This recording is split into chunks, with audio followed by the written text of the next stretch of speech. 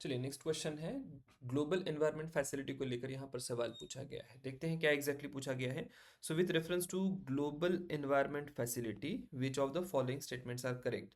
सो पहला स्टेटमेंट है, it serves as a financial mechanism for Convention on biological Diversity and United Nations Framework Convention on Climate Change. पहला ही option यहाँ पर correct है। बाकी दो तीन ऑप्शन भी देख लेते हैं। So it undertakes scientific research on environmental issues at global level. नहीं, कोई भी साइंटिफिक रिसर्च में ये पार्टिसिपेट नहीं करते। हालांकि अगर आईपीसीसी को कोई फंडिंग लगती है साइंटिफिक रिसर्च के लिए तो फिर यहाँ से फंडिंग हो सकती है, लेकिन साइंटिफिक रिसर्च इसका डायरेक्ट काम नहीं है। It is an agency under OECD to facilitate the transfer of technology and funds to under developed countries, so on and so forth. नहीं, ये भी इनकरेक्ट है। ओईसीडी का क्लाइमेट फाइनेंसिंग में हाल फिलहाल में तो कोई बहुत ज़्यादा रोल आपको दिखाई नहीं देगा। तो यहाँ पर बी सी दोनों इनकरेक्ट है। ऑप्शन ए आपका करेक्ट आंसर हो जाएगा। कीवर्ड्स और कंसेप्ट्स क्या क्या आइडेंटिफाई करने हैं, तो एक कंसेप्ट आपको समझ लेना होगा, that is global environment facility. Detail में आपको इसकी जानकारी होनी चाहिए। CBD and UNF triple C, थोड़ा बहुत ब्रीफ इसके बारे में भी देख लेंगे। मोस्ट इंपॉर्टेंटली यहाँ पर जो अगला सवाल बन सकता है, that can be regarding climate finance agencies. ठीक है, तो इसको देखिएगा। फिलहाल आई टेल यू कि ये इन 2025 why it becomes really very important. Current affairs का कोई एक सेक्शन आप देखेंगे तो आपको समझ जाएगा। ग्लोबल एनवायरनमेंट फैसिलिटीज की अगर बात करें तो ये 1992 के रियो समिट में आता है। इसका पर्पस क्या होगा, तो it funds the project tackling biodiversity loss, climate change, pollution and land and ocean health. इन सारे ही इश्यूज के ऊपर जितनी भी फंडिंग लगती है वो सारी ही फंडिंग ग्लोबल एनवायरनमेंट फैसिलिटी से आती है। अब ये जरूरत नहीं है कि इसका स्ट्रक्चर वगैरह क्या है, कोई इसके ऊपर सवाल नहीं पूछेगा। कन्वेंशंस क्या क्या सपोर्ट करता है वो भी आपको समझना होगा। तो मिनामाटा कन्वेंशन जो है उसके लिए जो फंडिंग लगेगी, या स्टॉकहोम कन्वेंशन के लिए यूएनसीबीडी हो, सीसीडी हो या यूएनएफ ट्रिपल सी हो, इन सारे ही कन्वेंशंस को इम्प्लीमेंट करने के लिए जो फंड्स का सपोर्ट चाहिए होता है वो आपको यहाँ से ग्लोबल एनवायरनमेंट फैसिलिटी से मिलता है। यहाँ पर अगला एक सवाल जो है कई बार पूछा भी जा सकता है, दैट इज लाइक कि वर्ल्ड बैंक का रोल क्या है। तो इसका जो मैनेजमेंट है ग्लोबल एनवायरनमेंट फैसिलिटी का, वो वर्ल्ड बैंक के द्वारा किया जाता है। तो this can again be a potential question. बात करते हैं अगले मुद्दे की, कन्वेंशन ऑन बायोलॉजिकल डाइवर्सिटी। इसके बारे में एक ब्रीफ आइडिया आपको होनी चाहिए। तो ये convention on biological diversity again Rio summit का ही एक आउटकम आपको यहाँ पर दिखाई देगा।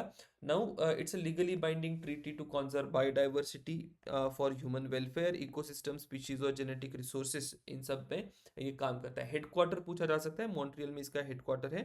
बाकी इसके जो प्रोटोकॉल्स है, इसके प्रोटोकॉल्स बड़े ही इंपॉर्टेंट है। इसके प्रोटोकॉल में सबसे पहले कार्टागेना प्रोटोकॉल है 2003 का। सो जो लिविंग मॉडिफाइड ऑर्गेनिजम्स होते हैं उनके हैंडलिंग को लेकर ये कार्टागेना प्रोटोकॉल आपको दिखाई देगा।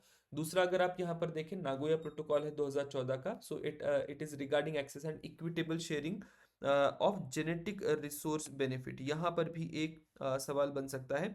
और नागोया कुआलालंपुर प्रोटोकॉल भी आपको ध्यान में रखना होगा, जो कि लाइबिलिटी को लेकर यहाँ पर अराइज होता है। बात करते हैं बहुत इंपॉर्टेंट सेक्शन की, कि क्लाइमेट फाइनेंसिंग में कौन कौन से एजेंसीज या कौन कौन से इश्यूज आपको ध्यान में रखने होंगे।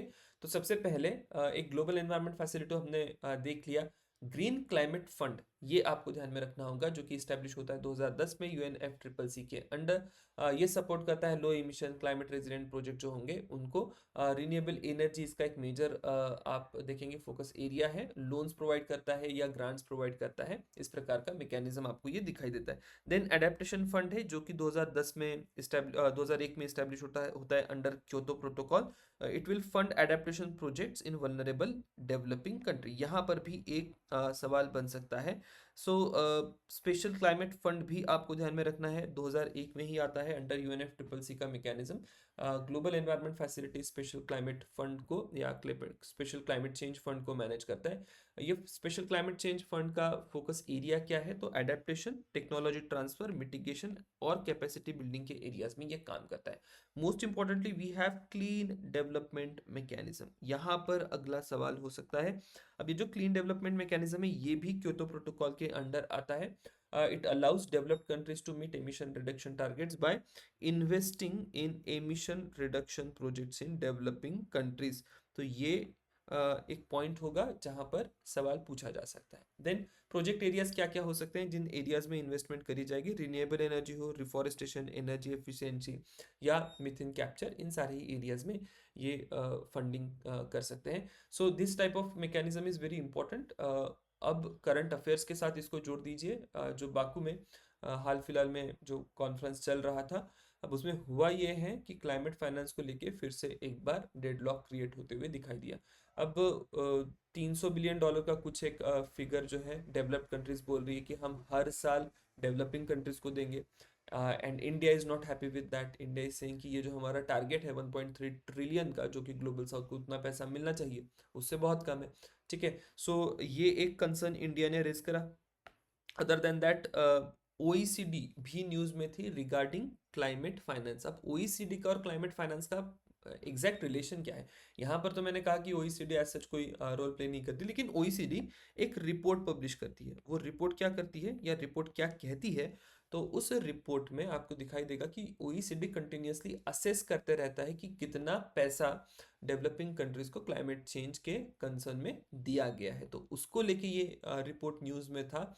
और फिर उसमें भी बवाल हो गया कि ये जो पैसा इतना दिया नहीं जा रहा है, और उसको लेके भी डेवलप्ड कंट्रीज जो है they are not quite happy, पैसा दे भी नहीं रहे हैं और देना भी नहीं चाहते। तो इस प्रकार के कंसर्न्स कुछ निकल कर आ रहे हैं क्लाइमेट फाइनेंस को लेके, तो उसको आपको ध्यान में रखना होगा। This can be your next potential question 2025 के लिए। ठीक है, सिमिलर क्वेश्चंस की अगर बात करें तो ये सारा ही जो हमने कंटेंट यहाँ पर डेवलप करा, उसको लेकर एक क्लीन डेवलपमेंट मैकेनिज्म में आपको सवाल यहाँ पर दिखाई देगा। बाकी भी इश्यूज हमें करने होंगे, देखेंगे आने वाले क्वेश्चंस में कि किस प्रकार से बाकी इश्यूज का ओरिजिन है। तो ये था एक और सवाल। Will see you in next question. Thank you very much.